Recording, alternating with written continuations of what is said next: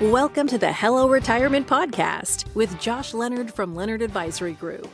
In this podcast, we help those nearing retirement greet it with a well-prepared smile. Join Josh and his guests to learn the retirement and tax planning tips you need so you too can live your golden years with the happiness and excitement you deserve. Hear stories from his years of experience to help you transition into a fun and intentional retirement. Now, on to the show. Welcome to Hello Retirement with your host, Josh Leonard, where we talk about transitioning into retirement with intent. I'm Wendy McConnell. Josh, how has your fall been going thus far? Great so far. Loving the leaves changing. The fall winds are beautiful here on Lake Michigan. Last week we had 18 to 20 foot waves coming in. So Whoa. Sounds like the ocean at night. So nice relaxing sound and accelerated some of the leaves falling, but certainly beautiful. Has the weather been a bit chilly then? It was. This week it's warmed up, and over the weekend it warmed up. So that's fine. I'll take 70-degree weather here in October. So, And the leaves changing is always my favorite part of the fall. So hopefully you get a lot of different vibrant colors. You know, we've had a lot of drought conditions in my area here in New Jersey, so they're not going to be as vibrant this year, they say, as in years past. How about where you are? leaves are vibrant. So I got a nice bright red tree the last week or so as I'm walking the dog. So enjoy seeing that. And then different areas along the lake, we've seen sort of a different pattern of the leaves changing, some a little bit quicker than others. So I think probably based on wind or something. So very interesting. Very You'll have to beautiful. send me a picture since I'm not getting the vibrancy this year. Okay. We can send some along, certainly. Sounds great. Okay, so we have a special guest today, right, Josh? That's right. That's right. So today we have guest Al Miller. Al is someone that we've worked with for a couple years here. And you might think that I'm crazy for my steelhead aspirations, but I'm going to blow that out of the water. So Al's an avid cyclist who completed a ride across the U.S. last year. His adventure was chronicled through his blog, where he had 86 followers, averaged 350 viewers per day, 18,000 total views in 16 different countries. So certainly a lot of people tuning into that. I met Al through his spouse, who attended one of our public workshops that my dad hosted many years ago. Al was nearing retirement, so Julie had reached out, and we set up a few meetings and started our relationship from there.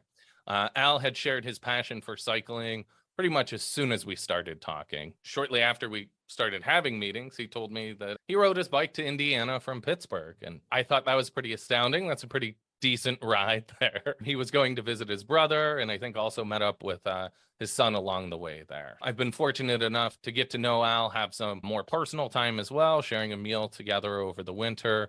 But other than an avid cyclist, he's a retired engineer, a husband, and a father. He will be our first client that we've had on the podcast. So that is a first for the Hello Retirement Podcast. So thank you so much, Al, for being on today. And I'm excited to hear your story about one of your first adventures being in retirement as something exciting to retire to, not just retiring from work. Thank you, Josh. It's great to be here. Good. Well, Al, since we're talking about cycling today, what got you started in cycling? Well, when I was a kid, I learned how to ride a bike like all kids do. It's just that I never stopped. So for some reason, riding a bicycle just struck a chord with me. And part of the attraction, I think, was the adventures for riding a bicycle out in the countryside by yourself with a small group of people. When I was a kid, I used to read a lot of adventure stories, the trappers and hunters that would go west of the Ohio River and explore the countryside, blah, blah, that kind of stuff. So for some reason, cycling just grabbed hold of me and I've never let go. Awesome. Awesome. Yeah, I had mentioned introducing you about riding to Indiana. When did you start doing longer rides, like crossing multiple states or multiple days? Well, my first one was when I was still in high school. Okay. So I was that weird kid in high school that still rode a bicycle, even though I had a driver's license. Okay. So between my junior and senior year in high school, a buddy and I, who was a year older, we rode our bikes from our town, which is southeastern Iowa, all the way across Iowa to the Missouri River and back, 6 days. And We were quite a sight. We wore cutoffs. We had big cable locks around our waist because somebody might steal our bikes. We had no helmets, of course. We just had a bag in the front, a bag in the rear, and we rode. We had a great time. Yeah. Any troubles on those early long rides? Any big lessons that you learned from those? No, No. we, Yeah. we didn't have any serious issues other than sunburn. Yeah. Okay. Rain, bad weather, you just learn to deal with that. No, it's if I would have had a catastrophic event, I think I would have stopped. But no, it was good. It was an adventure. So where did you sleep, Al? Did you sleep? So on that trip, we stayed in hotels. After school, I took several multi-day, 6-day bike rides where I carried a tent, a sleeping bag, and a stove. So I've slept in parks. I've slept behind gas stations. You find a way to settle down at night. Yes. And what do you prefer to do at this point? Are you still doing the camping or have you gone back to hotels? Mostly hotels. I would love to get back in the camping thing, but I'm finding the price of the camping gear, the camping equipment for a couple nights, I'm just finding it difficult to justify that. Okay. So it sounds like really it was the sense of adventure that led you to start going longer distances. Is that right? Very much so. And it's a personal challenge. Can ride 100 miles. Can I ride 130 miles? Can I ride? You could just keep riding. And people that run long distances, there's a lot of those. There's a lot of people like that out there. I found that with my marathon training is, I think for me, the first milestone that I hadn't really run distance was like running 5 miles. And then I'm like, oh, that wasn't that hard. I think I can go further. And then before you know it, you're running for multiple hours. And I think many of us don't think our bodies can do that. But if you slowly grow, you certainly can.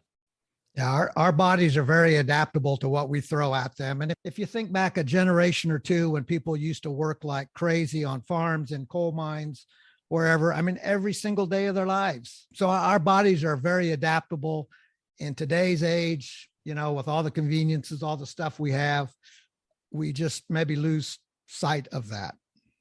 Sure. Yeah, I think so. I think that's what they say. Sitting is the new smoking, that so many of us are sitting so much throughout the day that it's so unhealthy, not only for our spine, but we might be snacking while we're sitting all day as well. And it's not really helping us. Exactly. Good. So, of course, there's the health benefits for cycling as well. Do you feel like at your age that there's a reason to do it just for health benefits, or it's still just fun to you? Both. So yes, it's fun. I still wouldn't be doing it. The health benefits, and when I was working and you were around younger people and you had to walk up a flight of stairs and they're huffing and puffing, you say, wow, I'm glad I'm not them. Also, you see a lot of people even older than myself out there pedaling and you say, I want to be those people. I want to keep doing this. Cycling, swimming, running to a certain extent, but they're just healthy things to do. And you can do them when you're older. Yeah. And I appreciate that very much about the sport of cycling. Yeah. Any suggestions for a 30-something dad trying to get out on some long rides with kids at home? I'll tell you what my wife, Julie, told me. She said, you can ride anywhere you want as long as you take along your 3 sons. Yeah. We had a little trailer to pull them when they were little. We had a trailer bike. It fastens to the adult bike and the kid has pedals. But when they get tired, they can just not pedal. Okay. Sure. We did a lot of that. We were fortunate in the town we lived in that we had a lot of bike paths. So you could ride to little parks. That was always a treat for the kids, you know, spend whatever time and then ride home, or to a snow cone stand, ice cream, whatever. And then when they get to be about 10, 11 or 12, you can take them out on death marches, I call them. So central Illinois, it's flat as a pancake, it's windy, and it's kind of unpleasant cycling. But when they get to be that age, it's kind of a challenge, you know, to ride 5 or 10 miles. They can grasp that. So 2 of my sons still ride today, and both of them rode 100 miles 2 days in a row. There's a bike ride along the Mississippi River. Son number 3 just looked at me and said, Dad, why would I want to do that? So he's only ridden 50 miles 2 days in a row. But he surprised me a couple months ago. He told me he was going to the gym on a regular basis. And I'm going, maybe there's hope for him yet. Yeah. Our young boys were trying to get in. They're both on 2 wheels, no training wheels. And we have some single track nearby that they've been riding on with me now. So that's certainly been fun, but it doesn't last too long with a 4 and almost 6-year-old. It's a pretty short attention span at this Yeah, point. and I think you just have to keep it short and make it an adventure so that they keep wanting to do it. Yeah. If you push them in it too quickly and it gets to be not fun, I think you probably ruin them for life. Yep. I think that's probably true for most sports and activities. As a parent, we can over push for things and then they go the Yes. other way quickly. Yes. So your dad, Alvin, rode across the country about 26 years ago. Is that correct? Correct. So was that inspiration for the trip or?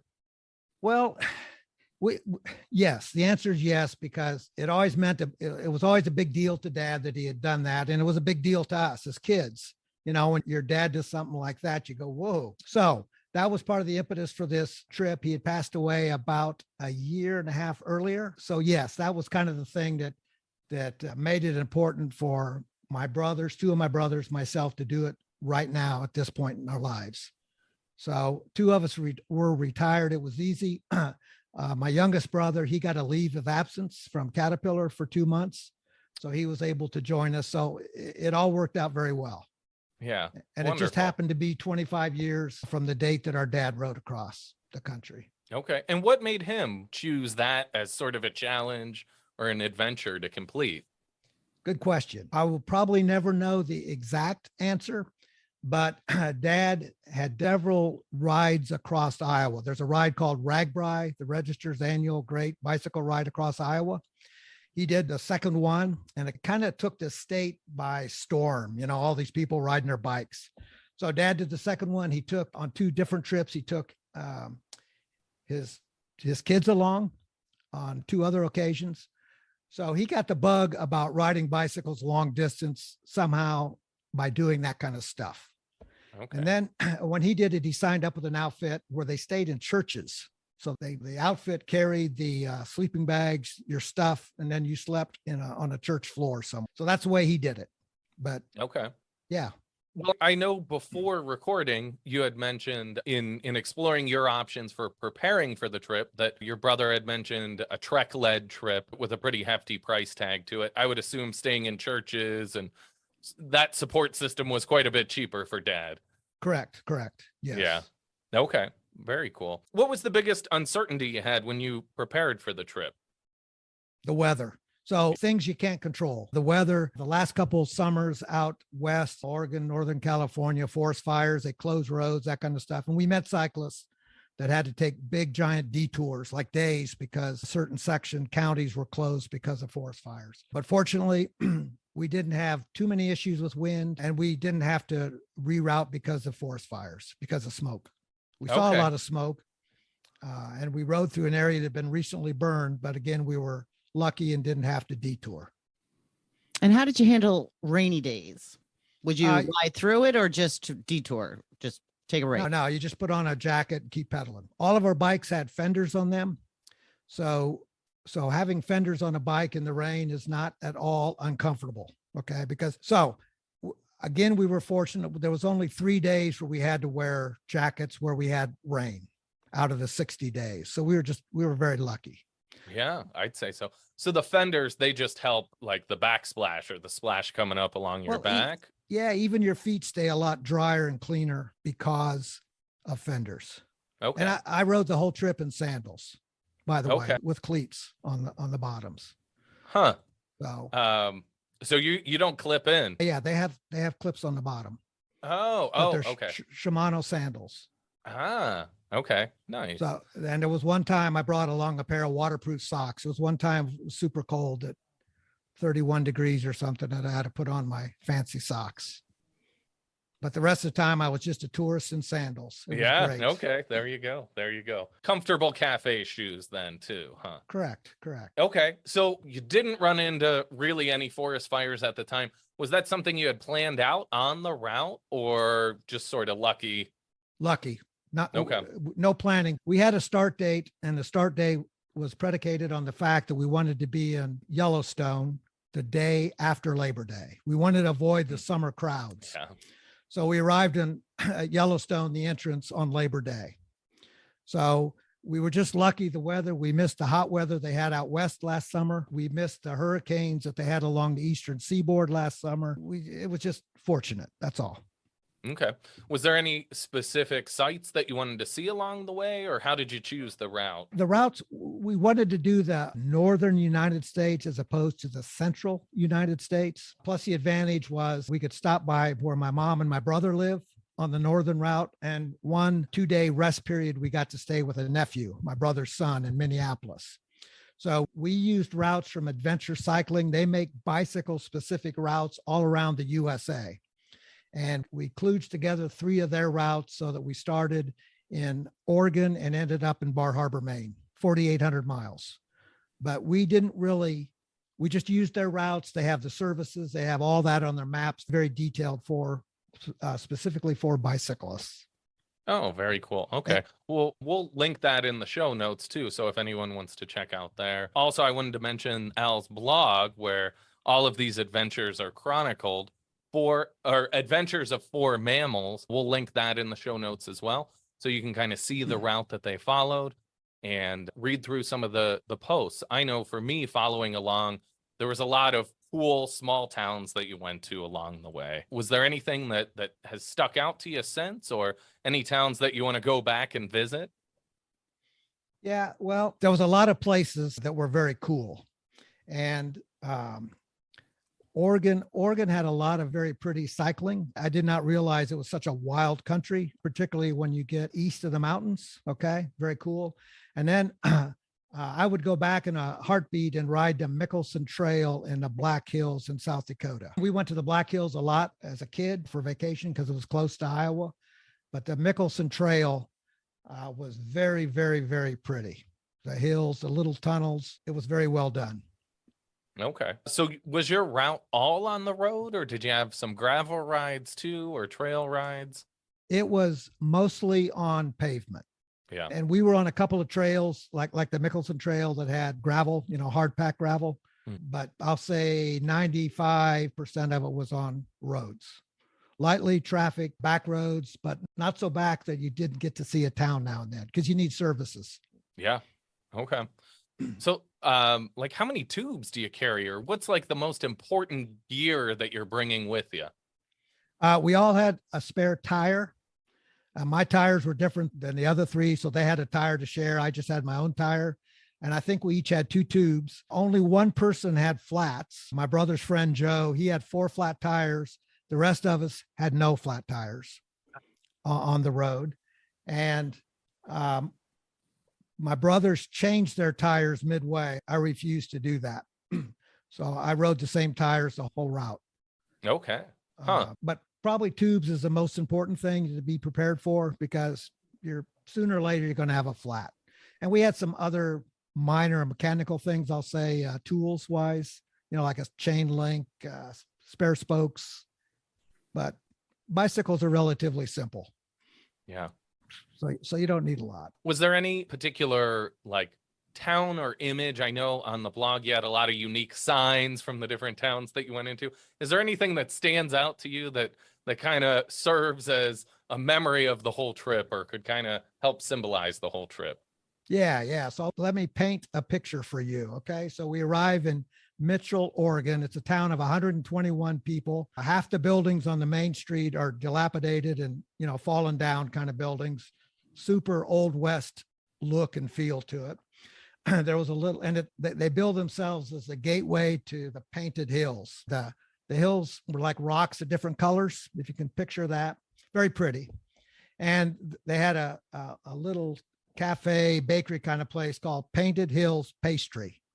So pastry is like a magnet for cyclists. I mean, you just can't get enough of that kind of stuff. So we stopped, and it just so happens there was a gal named Kate Cloud, and she bills herself as a professional wanderer. She pulls up, she's driving a Jeep, and behind her Jeep, she has a little trailer that has a little wooden house, a tiny house built on the trailer. And she soloed the Appalachian Trail. She soloed the Pacific Crest Trail. I mean, this gal just is on the move, and she's one of those YouTube people. That's how she survives. And not only was it Kate, but she had a goat. She rescued this goat. It was a runt of a litter. So she travels with this little baby goat. And right now, as we're speaking, if you go out on YouTube, Kate Cloud, you'll find her. She's walking across the United States with her goat.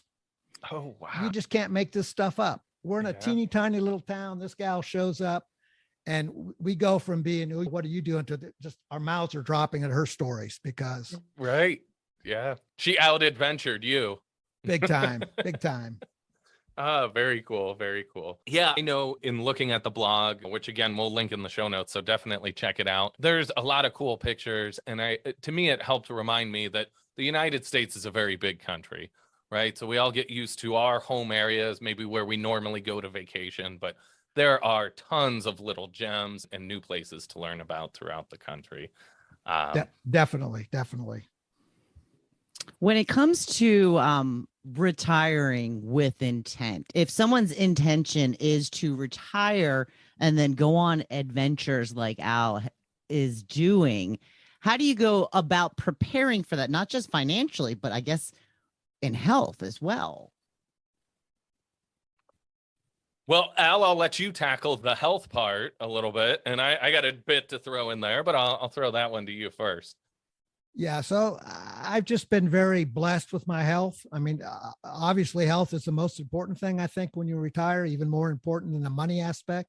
So anything you can do to keep moving, keep active, I think is very positive. And retirement enhances that because now if I want to ride my bike at 1:00 in the afternoon in January, because it's going to get up to 45 degrees, I can do that. So that makes it even more special, the retirement aspect. But yes, having the health to be able to do stuff like this, I am blessed. If you keep active, keep moving, you can do similar sort of things. Okay. Yeah, I think for us, we encourage clients to do something to stay active. So mentally active as well as physically active. Men in particular are not very good if they don't have a purpose. They tend to start to rot away. So in retirement, if you don't have something that you're retiring to, it can be quite detrimental. I know in preparing for Al's trip too, Julie was quite concerned to make sure that his Medicare was all in order before he went as well. So that was a little bit of the planning there. You want to make sure that you have enough there. I would say, given with how the market is now too, we want to make sure that we're properly planning out our income or expenses for a large adventure like this, where we're not all of a sudden needing to withdraw a lot of money to replace a bike out of a portfolio that might be down 20% or something at that time period. So I think it falls into that.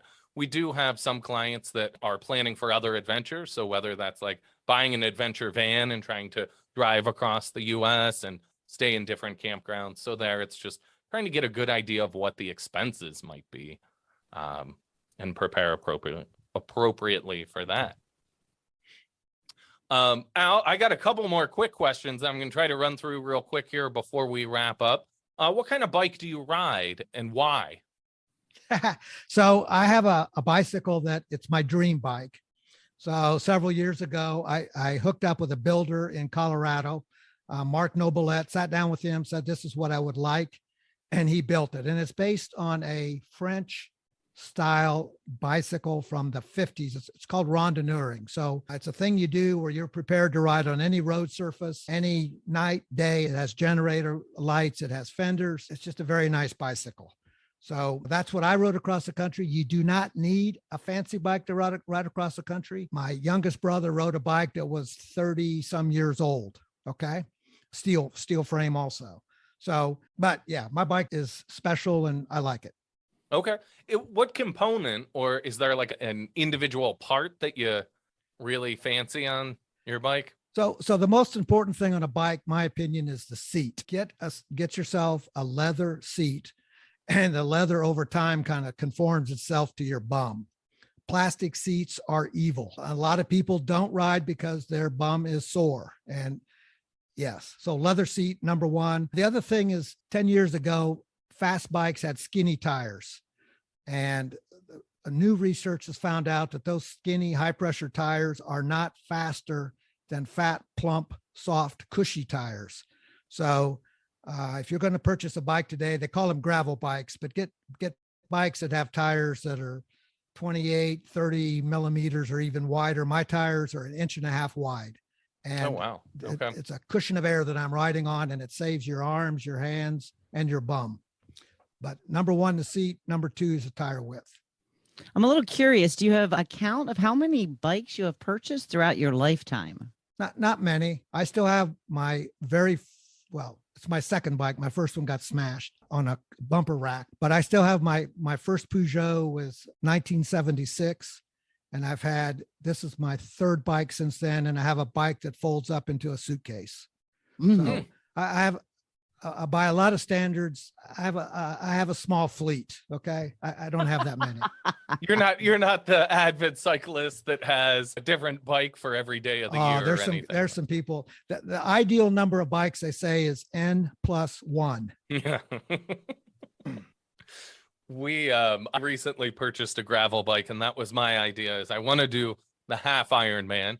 So I want something that can be quick on the road, but I also just want a nice bike to be able to ride in other conditions as well. So that led me to a gravel bike, and our roads here in Michigan, much like in Pittsburgh, can be almost gravel in some stages anyways. So the wider tire bikes, gravel bikes, good because they're lower pressure and that they're a better ride than the old skinny tires that beat you to death. Yeah. Okay. Do you ride in the winter? So I know you mentioned like a 45-degree day in January, but do you ever ride with any snow on the ground, or what's the criteria there? My only criteria is that the road is halfway dry. So I don't want to ride on ice. I don't want to ride in snow. And typically, and the answer is yes, I'll ride all winter long in Pittsburgh.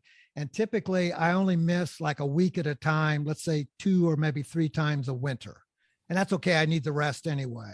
But if it's down in the 20s, I'll go. I'm fortunate to live near North Park. I'll go over to North Park and ride 3 or 4 laps. But if you get the proper gear, most people overdress in the winter. So they start sweating, they get too hot. I have a little table I refer to that I've used over the years. So yes, I ride all winter long. I do have a stationary thing and rollers. I haven't used those for 35 years. It's just boring to ride indoors. Yeah, I know. I have a friend who does gravel races, and he has a trainer, but now it's like a video game. They have a whole video system too. I know for me running, I can't do the treadmill. I'll run in a foot of snow before I'll go on the treadmill. Yeah, and those Zwift and what's the other brand, Peloton, they have the little computer generated people. Yeah, those make it more fun, but it's still just a computer. Yep. Well, very good. Well, Al, thank you so much for taking the time to come on today. I'm sure our listeners will certainly enjoy hearing of your adventure and checking out the blog as well.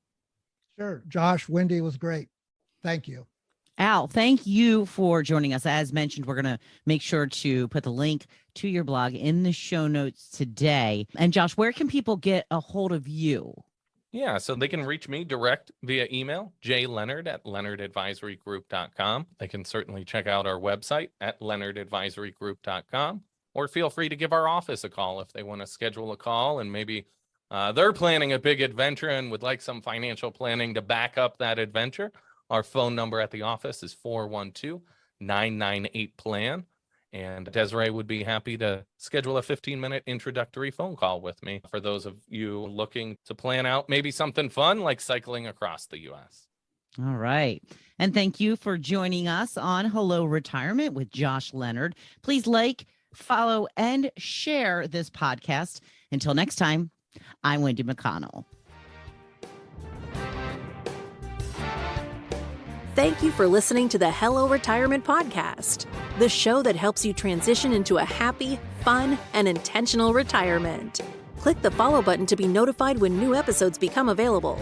Visit our website at www.leonardadvisorygroup.com or give us a call at 412-998-PLAN. And don't forget to click the follow button to be notified when new episodes become available. The information covered and posted represents the views and opinions of the guest and does not necessarily represent the views or opinions of Leonard Advisory Group, LLC. The content has been made available for informational and educational purposes only. The content is not intended to be a substitute for professional investing advice. Always seek the advice of your financial advisor or other qualified financial service professionals with any questions you may have regarding your investment planning.